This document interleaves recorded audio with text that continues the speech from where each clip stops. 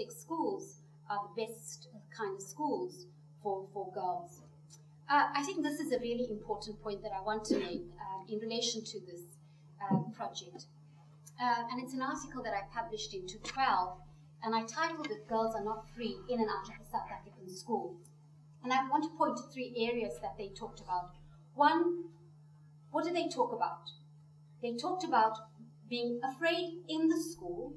They talked about, earlier on we talked about male lust and teacher lust. They talked about, they gave descriptions of how they saw certain relationships. These girls are very sophisticated. They are alert to the messages, and they are alert to some of the kinds of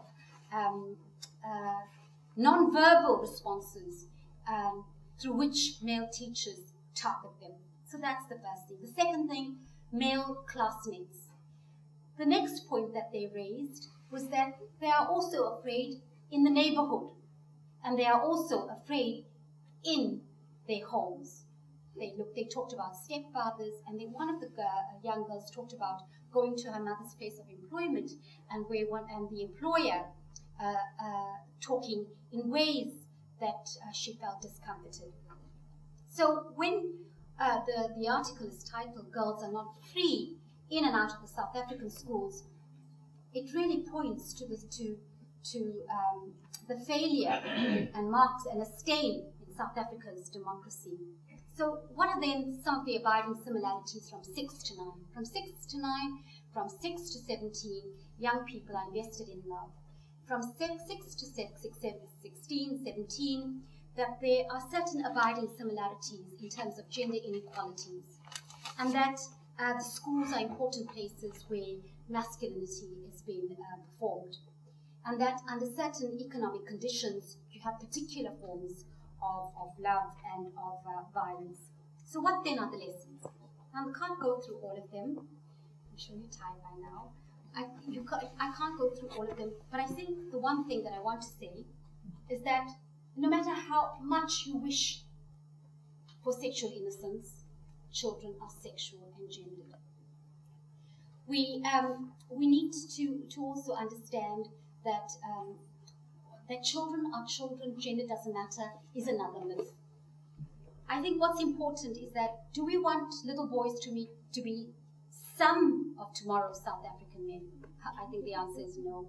And so we need to attend to violent forms of masculinity. We also need to understand that violence is not the sole performance of masculinity. I think it's important for us to understand the structural violence and what Paul Farmer talks about, structural violence, but also the structural inequalities that pervade everyday lives of children. And we need to think about childhood in far more problematic ways than we currently do. We really need to attend to sexuality in much more comprehensive ways. And so, so what can children teach us? In the title I gave to tonight's lecture, I thought about it for the whole day.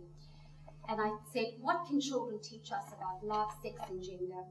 And it probably sounds a bit awkward to those wishing sexual innocence in children. And in a school of education, producing good teachers, I think that's what we do, it probably sounds right to ask, what should we teach children?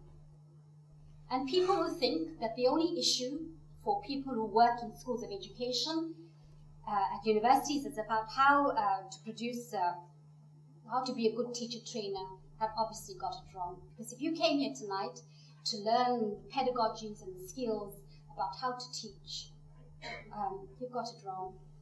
The work that I'm doing is about children, is about really serious matters, not that how to be a good teacher is not important. So I've said a lot so far, and I don't have a simple answer about what we can do. And I want to look at my son here because what do you do as a professor? What is your solution to the world's problems? Now, I'm not a medical practitioner, and I don't have, not that they have all the antidotes, but neither do I have an antidote to get rid of violence, and neither do I have an antibiotic to get rid of the violence. Neither do I have an antibiotic that can cure people of all their love pains and their anxieties and the stresses that we live. And so what I've covered here is no final step towards a solid answer. But of course, of importance is the need to recognize that our assumptions of children are wrong. So an abiding concern of my work are the ways in which inequalities continue to make girls vulnerable, both in and out of the school, vulnerable to sexual violence and to HIV. And that boys and girls are not simply fixed in relations of domination and subordination. And gender equality is more about simply putting more women in parliament, putting more women in management. We have to deal with the ideas. So I want to repeat that. We have to deal with the ideas that we have about sexual entitlement, about the gender practices that we hold on to, and that socialization through which we form these ideas. And that it includes all areas of social life. It includes the home, it includes the family, parents, schools, peers, and the media. So schools can't do it alone, and parents can't do it alone. To think that schools have the answer to everything is certainly wrong. But we have to do something, and all these institutions matter.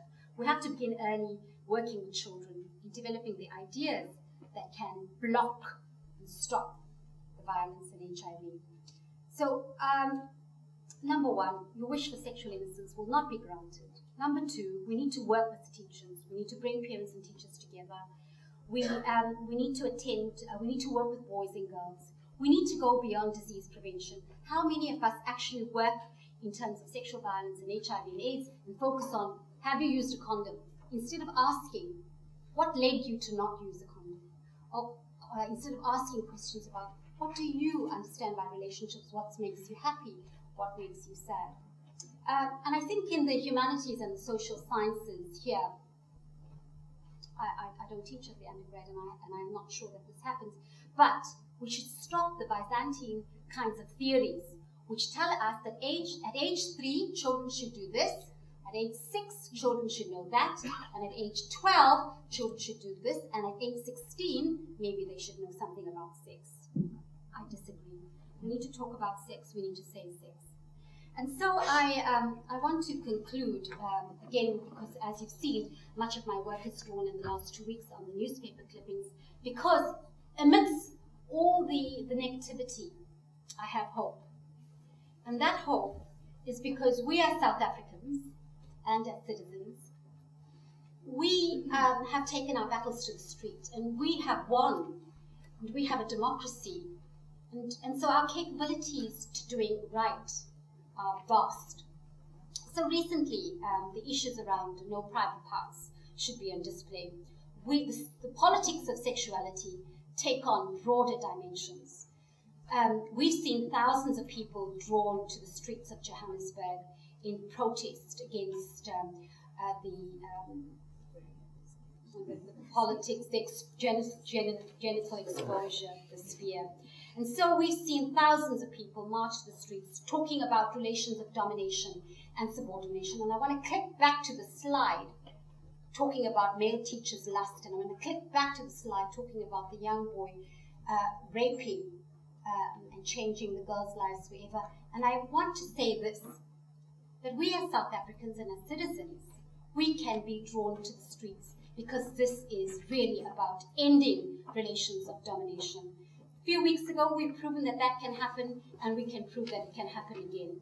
And so I ask that you join us in this fight to end the violence and the scourge that restricts our freedoms and stains our democracy. And I urge for greater state involvement in that project. Thank you.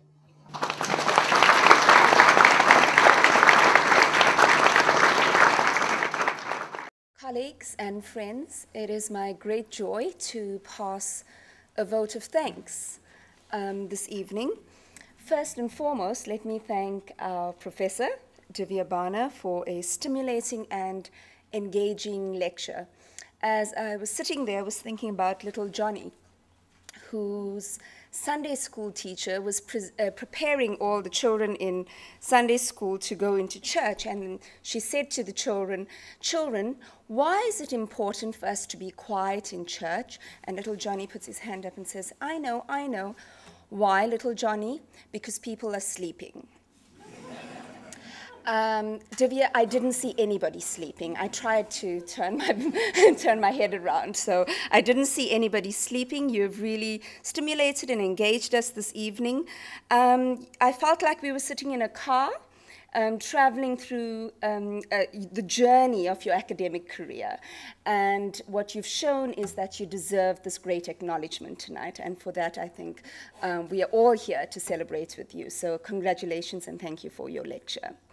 Then I should also say thank you to all of you for being here tonight, for coming, friends and family of Deevia, colleagues, all the people from the College of Humanities. Thank you to everybody. Thank you to the university for organizing this wonderful event.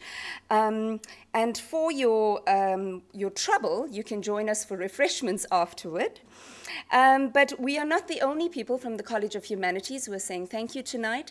The School of Education has also organized a little gesture to say thank you, and I'm going to call the academic leader of research, Dr. Naina Amin, to present Professor Bhana with some flowers. They are beautiful.